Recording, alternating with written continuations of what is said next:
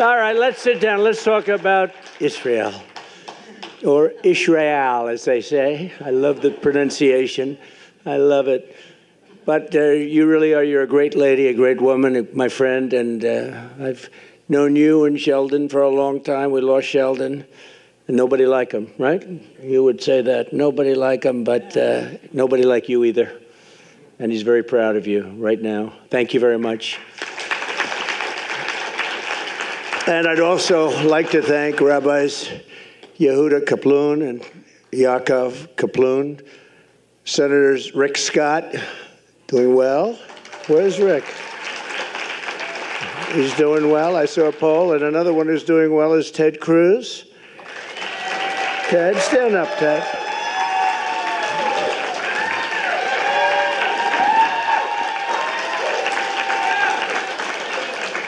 Thank you, Ted. Thank you. And Lindsey doesn't have to do well because he's got another few years to go before he runs. It's something nice about that. But Lindsey Graham is terrific, terrific guy. Bill Haggerty, who's fantastic. Bill, thank you very much. And Joni Ernst. Where's Joni Ernst? Joni, thank you very much, Joni. Great, doing a great job. Those farmers love Joni. I'll tell you, she was tough, right? She came to see me, and I thought I made a deal, and then she said, no, no, no, we want more, more, more. But that's what you're supposed to have, right? Good job, Joni, and you got it. Former Senator Norm Coleman. Norm, thank you. Thank you, Norm. Look good. And a spectacular person, Elise Stefanik. Spectacular. What she did to that woman at Harvard with the big, big fat glasses. That woman had no idea what was happening. That was beautiful to watch, actually. A friend of mine, Carlos Jimenez. Carlos, thank you, Carlos. Got a lot of power here. There's a lot of power here. You know, this is like the old days. Because frankly, there's been a movement going on. I call it AOC +3, but the +3 is a lot more. And we have to end that. We have to end it. We have to end it fast. I've never seen anything like it. John Carter, please. John, where's John? Thank you, John. Thank you very much. Good job. Mario Diaz-Balart. Mario, thank you. Thank you, Mario. Byron Donalds. Boy, he's a popular guy. He is, and he's a great guy with a great future. Good. I didn't see you back there. You didn't. He has so many pictures with me. He didn't need a picture. He doesn't want another picture. Ronnie Jackson. What a great guy. Think of this. He was an admiral, a great admiral, respected by everybody. Then he became the White House doctor, took care of maybe Bush a little bit, and Obama, right? And then Trump. And they asked him, who's the most healthy of the group? And he said, not even a contest. Who? Trump. Trump. In fact, he said Trump would live for 200 years if he didn't eat junk food. I don't know if I like that, but that was okay. Great doctor. And now he's a really popular congressman, and he's our friend. And when I had a little ear problem, he was there. He literally came from Texas, and he did a great job, and I appreciate it very much, Ron. Thank you. Because once you're a doctor, you're always a doctor, even if you're a congressman, I guess, right? Don't you think? Somebody who's been really spectacular, especially for the last few months. I don't know what happened to him, but boy, he likes me a lot better now than he used to. Michael Lawler. Am I correct in that? Where's Michael? Right? Something happened. But he likes me better now than he used to, and I like that because he's a good man, great man. Mike Flood. Mike, thank you. Virginia Fox. Virginia. Thank you, Virginia. Michael Waltz, who's doing a great job in defending all of us on television. He's doing a great job on television. And a spectacular woman, a beautiful woman. I'm not allowed to say that anymore because, you know, it usually puts you out of politics, but I've said much worse than that. But she's a beautiful woman, and she really is with the most incredible family. And she came to me about endorsing someone in her area who had no chance, and I said, okay, we'll do it, against an incumbent Republican that I didn't like very much and probably didn't like me. So we took a chance, Mary, didn't we? Mary Miller, we took a chance, and our candidate won in a landslide, right? So that was great. We don't like having to do that, but in that case, we had no choice. Ambassador Lana Marks, who was terrific. Thank you, Lana. Good job. You did a great job as ambassador. West Virginia Treasurer Riley Moore. Thank you, Riley. Thank you. Going on to very big things, actually. Jacob Hellberg. Jacob, thank you. Thank you, Jacob. Great job. Somebody who's very talented, knows a lot about a lot at a very young age. Morgan Ortegas. Morgan. Thank you, darling. And also somebody who defends me so well, Elizabeth Pipko. Elizabeth? Wow, I watched you last night, Elizabeth. You were brutal to this other person. They didn't have a chance last night, Elizabeth. Thank you very much. I appreciate it. We need all the defense we can get. And a friend of mine and a man who's actually a great environmentalist. He really is a great one. And he wrote a book on Donald Trump as a great environmentalist, which is actually true, but a lot of people don't know that. But I'm an environmentalist with common sense. I like buildings to have windows. You know, they'd like to close up all windows. The building should be built 90 stories tall, but that doesn't matter, but it can't have any windows. The things they're doing with the Green New scam is just unbelievable. 97 trillion. How can we do that, Ted? I think that's very doable. 97 trillion. Most people don't know what that means.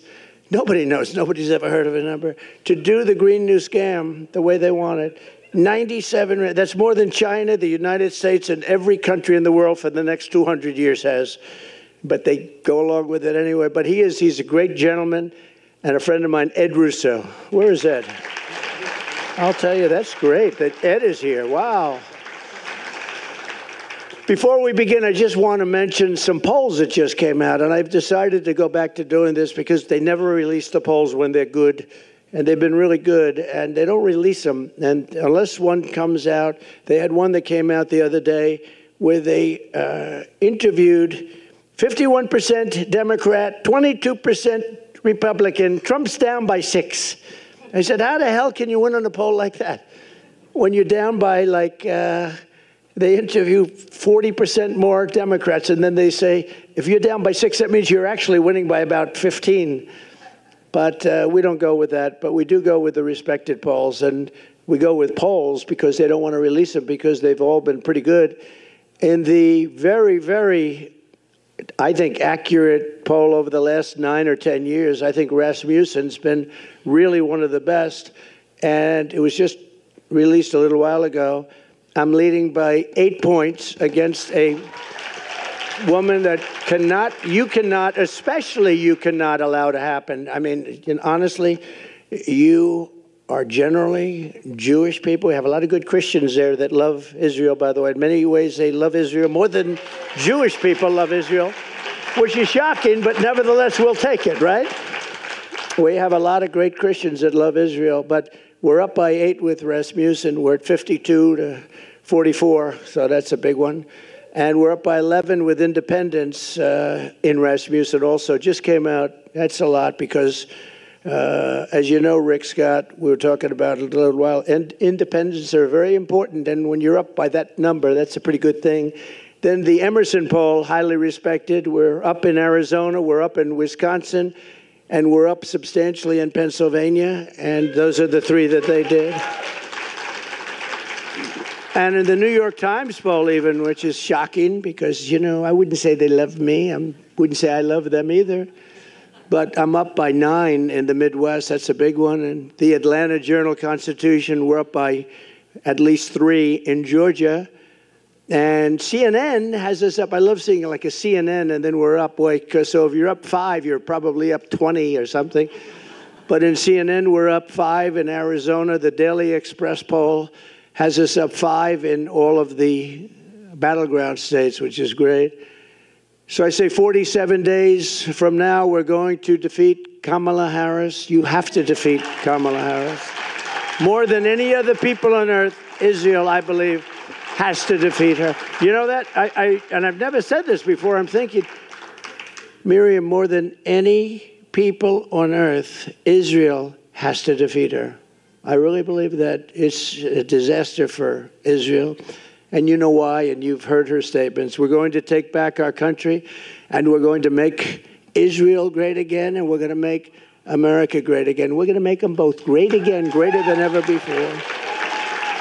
We've gathered today to talk about the scourge of anti-Semitism. Tonight, we're 2 weeks away from the one-year anniversary of the worst attack on the Jewish people since the Holocaust, without question.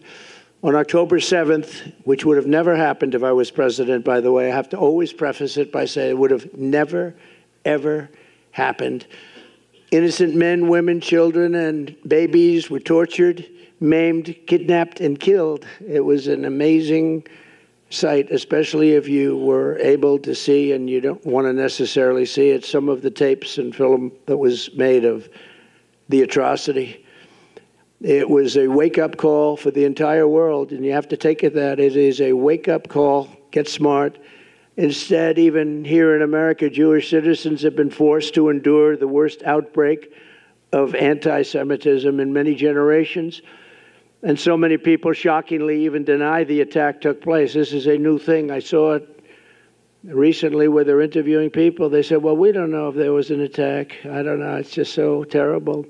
And, you know, there were people I read many times during the Holocaust, we had people denying it. They were deniers. They said, we don't believe it ever took place.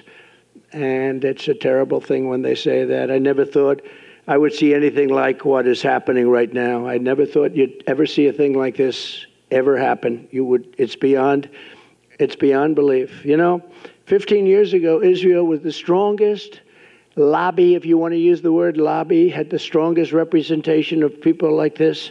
These are great people, Miriam. But the strongest there was, if you said something about a Jewish person or something about Israel that was bad, you were out of politics. Unless your name was Ted Cruz, he could get through. I think Ted could get through, but maybe not. Maybe even Ted. But it's true. You said something about Israel that was bad. It was like, today, you have to fight. We all have to fight for Israel. I am so surprised to see it, but we're going to win the fight, so don't worry about it, okay? We'll win the fight. There are those that say it's very much like a long time ago when you could say anything, but all across our land, you've seen Jewish Americans harassed and attacked and terrorized by anti-Semites and Hamas sympathizers. I can't believe what we've been witnessing over the last year. Actually, I've watched it in great detail. I've watched it, and I've watched it take place. It's hard to believe. Yet, despite presiding over this explosion of anti-Semitism, Kamala Harris has done absolutely nothing. She has not lifted a single finger to protect you or to protect your children or to even protect you with words.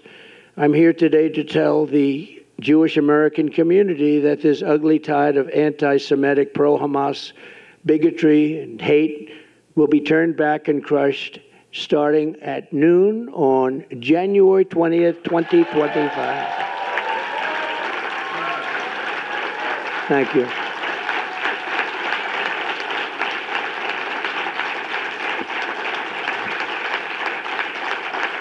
Thank you. It will be a bright new day for the Jewish community in America. No longer will you have to walk the streets in fear. You're walking the streets in fear. Can you believe it?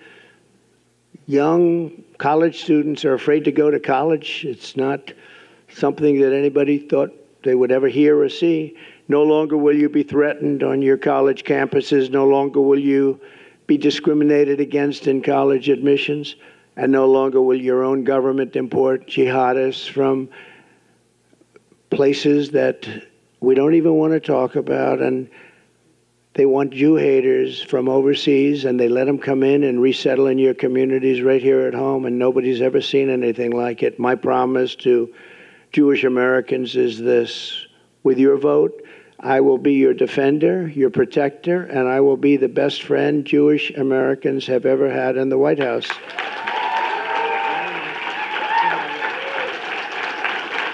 You know that.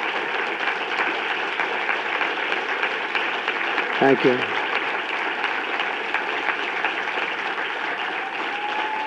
But in all fairness, I already am. I think I already am. I don't have to think. In fact, I already am. I am the best defender you've had as president by far. I think there'd be no question. Miriam mentioned 4 or 5 of the things. Those each individual thing. Oh, her husband would drive me crazy. You have to do this. You have to do that. You don't know what I had to put up with. She was like the calming influence. I said, Sheldon, I can't do that. It's too much. He said, no, no. And every time I got something, he'd immediately start with something else, right? He'd get something, always fighting for Israel and the Jewish people. But, you know, I had such great respect for it.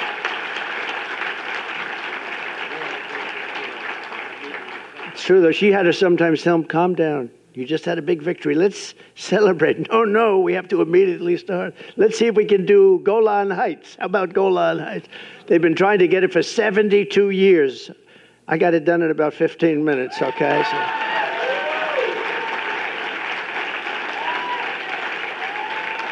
So. Even Sheldon couldn't believe that one, I'll tell you. Even Sheldon couldn't believe that one. He said, we just got Golan Heights. They didn't even ask for it. I actually gave you that one. You didn't ask for it, but I thought it was important.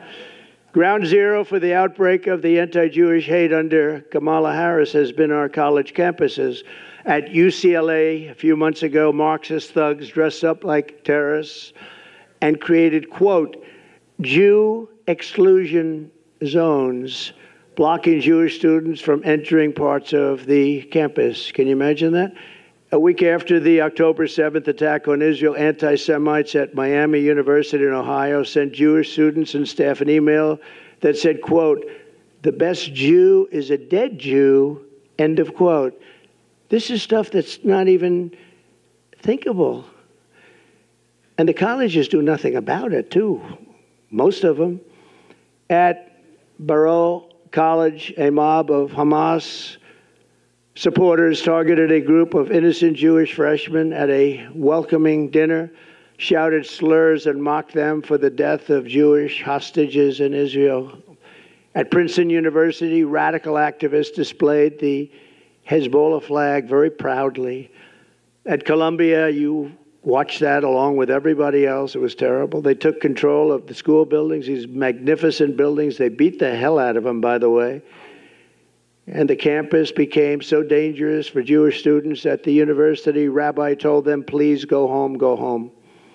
A Yale professor called October 7th an extraordinary day. It was a great day, he said.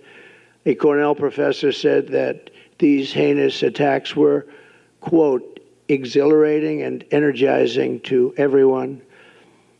Kamala Harris said that the radical demonstrators on college campuses were, quote, human emotion should be this way. This is her message. This is somebody that's among 2 people. So we started off with 350 million. Of course, we really don't know how many people we have in the country anymore. They're coming in so fast at the border. Many criminals, many from jails, prisons, many from mental institutions, from insane asylums, terrorists. They're pouring in at levels we've never seen before. And she was the border czar. She now says she wasn't, but she was still in charge of the border. She's the one that did it. And I will tell you, the message that she gave is wrong. It's dangerous, and it's unbefitting a candidate for the president of the United States. So think of it. Let's assume 350 million. We're down to 2. I told our great First Lady the other day, well, we're down to 2, and now we're leading in the polls by, I think, a lot. I'm calling on Kamala Harris to officially disavow the support of all Hamas sympathizers, anti-Semites, Israel haters on college campuses and everywhere else.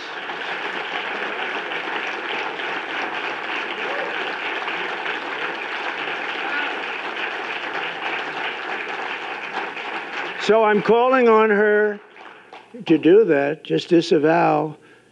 But she won't do it. You know that. She's not going to do it. She's going to talk. She's going to talk about nothing, talk about the weather. And sadly, and I have to say this, and it hurts me to say it, you're going to still vote for Democrats, and it doesn't make sense. I say all the time that any Jewish person that votes for her, especially now, her or the Democrat Party, should have their head examined. It's true. And, you know, I just find it so hard to believe, and part of it is habit, I guess. And respectfully, with all that I've done, I'll maybe go over it quickly, but Miriam did it better than I could, all the different things with Golan, with all of the things that we did. And really, the one thing we didn't mention is I terminated the Iran nuclear deal, and that is, I think, the biggest of them all. But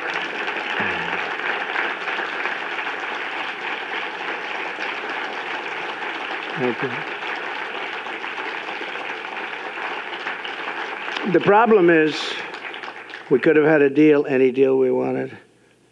Michael knows that better than anybody. But Biden and Harris, and nobody knows it. You know, when you say Harris, people say, who's Harris? You have to say Kamala, because nobody knows who the hell Harris is. That's her last name. But nobody knows it. Isn't it weird? How's Harris doing? Who the hell is Harris? How's Kamala doing? Oh, isn't it as weird? I never saw anything like it. So we'll just call it Kamala. But you really, you know, when you think about it, it's amazing that you're such nice people, because a lot of people wouldn't allow that to happen. We're joined today by several dozen Jewish American students from colleges across America. Thank you all for being here. And here's what I will do to defeat anti-Semitism and defend our Jewish citizens in America. My first week back in the Oval Office, my administration will inform every college president that if you do not end anti-Semitic propaganda, they will lose their accreditation and federal taxpayer support.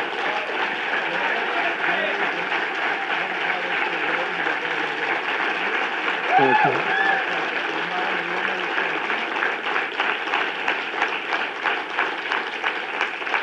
Truth is, you don't have to do much after that. When you do that, it's going to work miracles. Please sit down.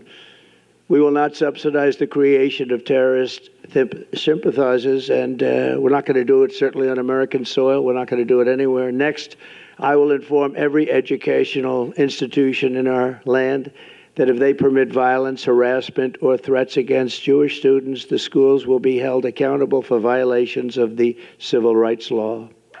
Very important. Jewish Americans must have equal protection under the law. They're going to get it. At the same time, my administration will move swiftly to restore safety for Jewish students and Jewish people on American streets. Jews have been beaten on their way to synagogue in Los Angeles just recently, beaten on their way. Jewish American businesses have been vandalized, yet once again, the Harris-Biden administration has done absolutely nothing about it, doesn't even comment. Here in Washington, radical Hamas supporters tore down the American flag in front of Union Station, set it on fire, and hoisted the Palestinian flag, while police officers and they were spray painting at police officers and at the beautiful monuments surrounding the area and the flag, lions, people. And it was being in the construction business, this is a stone, it's limestone, that when you spray paint limestone, you'll see it in 100 years. They can take it off, but they can't really take it off. You'll see everything that they said in 100 years. It's a very porous stone. And what they've done is unbelievable. But I don't see them getting long sentences in prison like happened to other people. I don't see them even being approached or attacked in any way. They allow them to do it. But watch those limestones. I looked at them the other day, and that stone just sucks up that paint. It goes deep. You're going to see it in 100 years from now. Kamala Harris, let them go. she said, let them go. I will end this political violence and harassment once and for all. You know, when I was president, we had a moment where Washington was, in a sense, being attacked. They were trying to pull down statues, and I pulled out about an 1897 statute, very important, and it said that anybody touching, ripping down, or even trying to rip down a monument or a statue in the Capitol or anywhere else in the land up to the president will get 10 years in jail, no probation, no nothing. It's 10 years. It's not 10 years, but you serve 3 days. It's 10 years and you serve all 10 years. You couldn't get a thing like that passed today, I don't think. What do you think, Ted? Not too easily. If you got 2 days, it would be a miracle. No, it's 10 years. It was so old. I lifted up this. It was old and dusty, but it read beautifully. And I invoked it, and I had a speech. I said, here's the story. Anybody touching a statue, and it ended when they had Abraham Lincoln ready to be pulled over. You remember that? I said, Abraham Lincoln, now we're hitting Lincoln. And I read it, and I told people that anybody from this moment on that pulls down anything or even tries to pull down a statue, you go into jail for 10 years. And it was an amazing sight, Miriam. Everybody just dropped the ropes. The ropes were left. They dropped the ropes and they started walking out of town. I was watching thousands of asses from the back. And it was a beautiful sight. It was a beautiful sight. It was a beautiful sight. They just started walking in a different direction. And that was the last of the problem we had. Remember the big problems we were having? They actually wanted to rip down Thomas Jefferson Memorial. They didn't like Jefferson. They didn't like Washington. They didn't like Lincoln. They didn't like anybody. I will oppose, and I will make sure that you're protected. I will oppose all of the horrible things that they're thinking of doing. And they are thinking of doing bad things. It's not believable. I will also secure our borders from dangerous anti-American and anti-Semitic hate. Not only has Kamala thrown open our southern border, and again, she was in charge of your border. Now she's trying to say, well, I wasn't really the border czar. I never heard her disavow border czar before.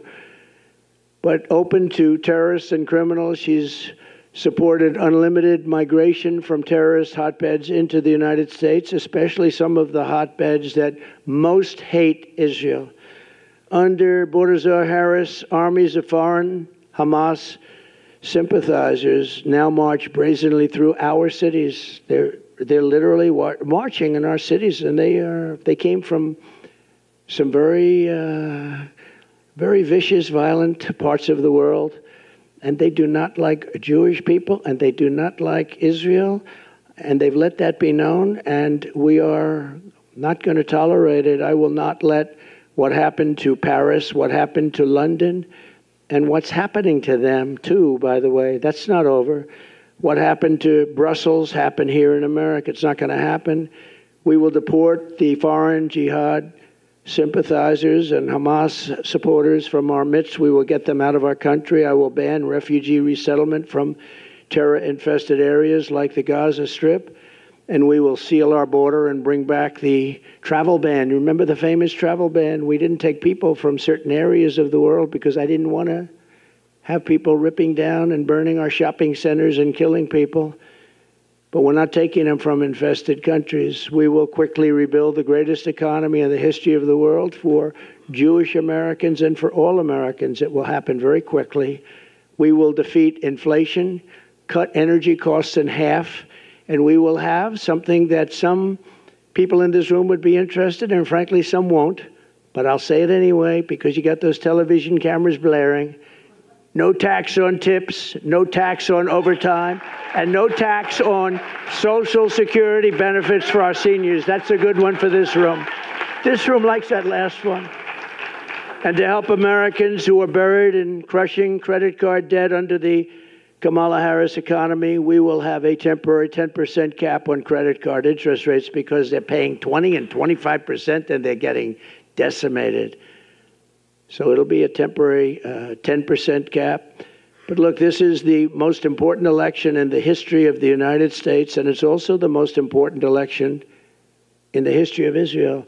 The United States election is the most important election in the history of Israel, actually, if you think about it. How crazy does that sound? But it's true. With all I have done for Israel, I received only 24% of the Jewish vote. Now think of this. I really haven't been treated very well, but that's the story of my life. It's true. Think of it. But I understood that because I wasn't really tested. I wasn't a politician, and I won, but I understood that.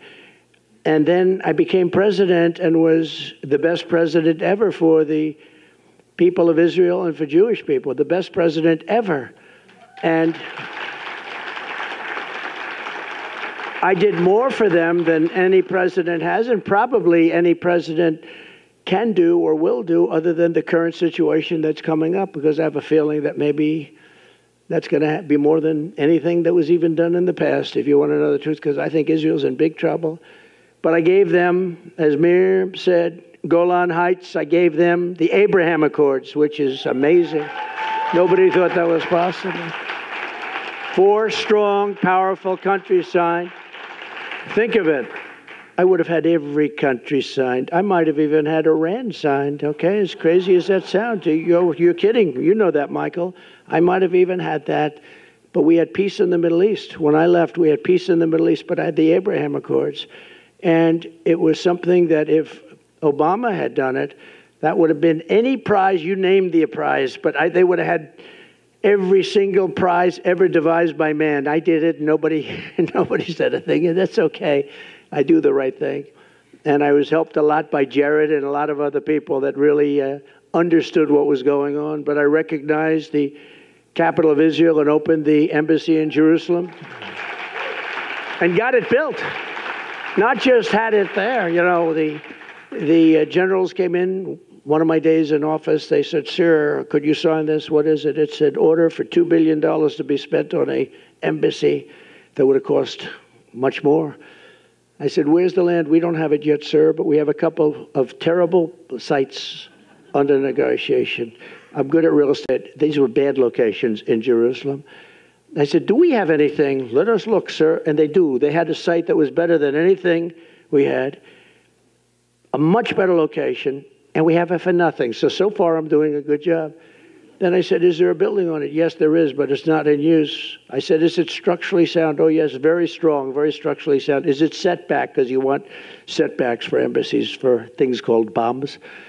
"Yes, it's setback, and it's on high. It's one of the best locations." I said, "So we have it."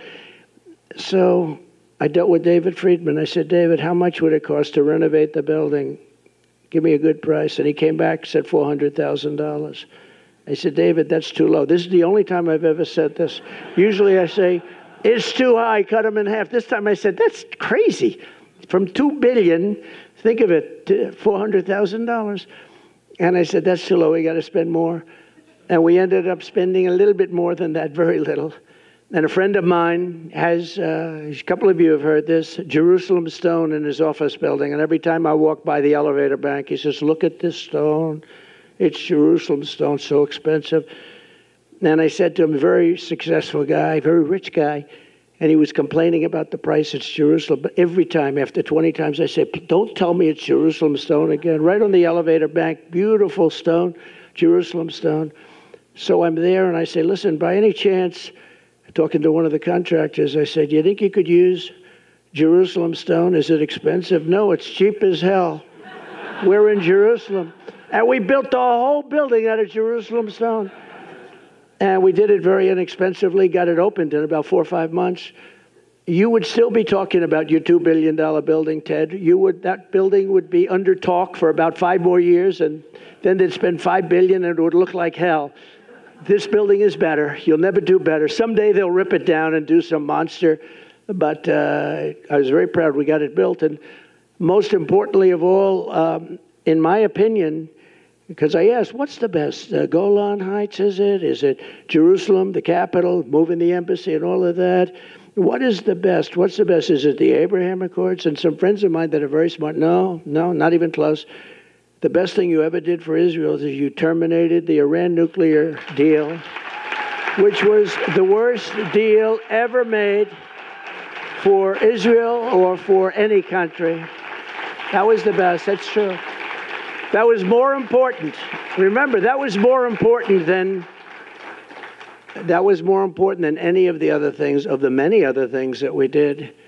The problem is that Harris, Kamala, and Biden did absolutely nothing with it. You could have made after the election, which we had a very bad thing happen with that election.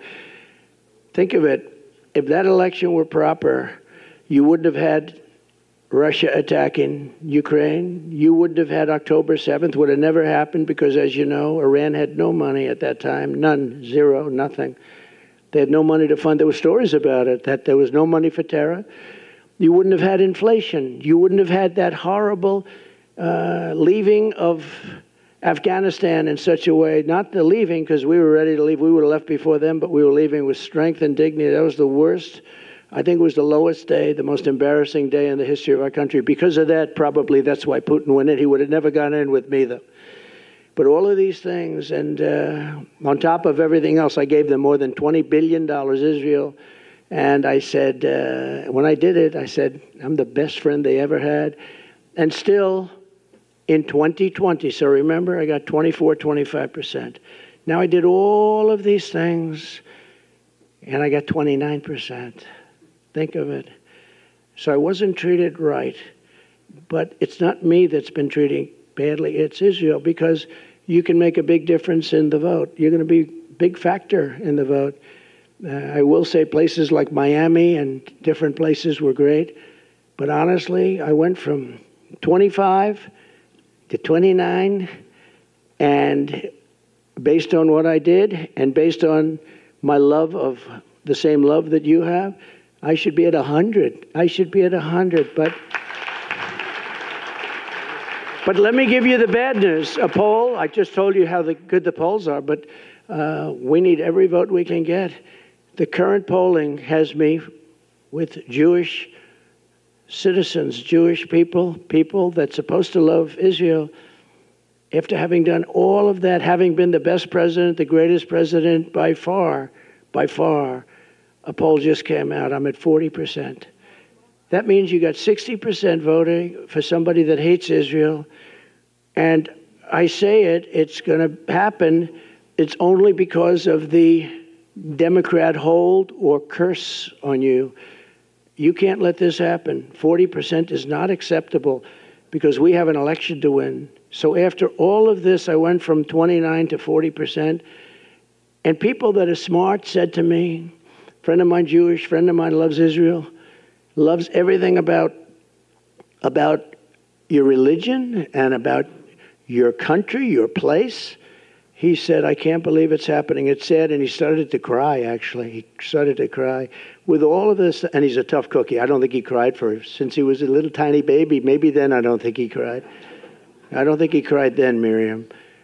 But I will put it to you very simply and gently.